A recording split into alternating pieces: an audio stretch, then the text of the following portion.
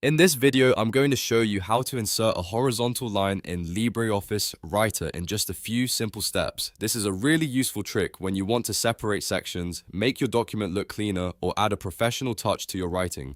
Whether you're creating notes, reports, letters, or assignments, this method is quick and easy to follow. If this tutorial helps you out, please hit the like button and subscribe for more easy software tutorials just like this. Now let's jump right in. First, open LibreOffice on your computer. When the Start Center appears, look at the left side under Create and click Write a Document. This will open a blank document where you can begin adding your line. Now place your cursor exactly where you want the horizontal line to appear. This part is important because the line will be inserted based on where your cursor is positioned.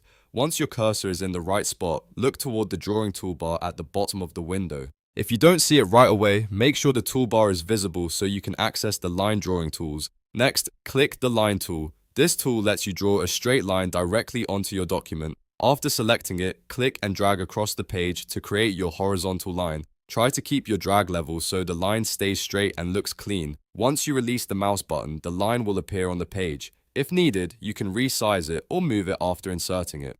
That's one of the best things about using the drawing tool because it gives you a little more control over the appearance and placement of the line. You can make it longer, shorter, or position it exactly where it works best in your document. If you want the line to act like a divider between paragraphs or sections, you can simply adjust it until it fits your layout. And that's it.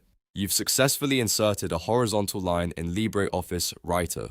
It only takes a moment once you know where to find the line tool. If this video helped, make sure to give it a thumbs up, subscribe for more LibreOffice tips, and leave a comment if you want to see more beginner-friendly tutorials. Thanks for watching, and I'll see you in the next one.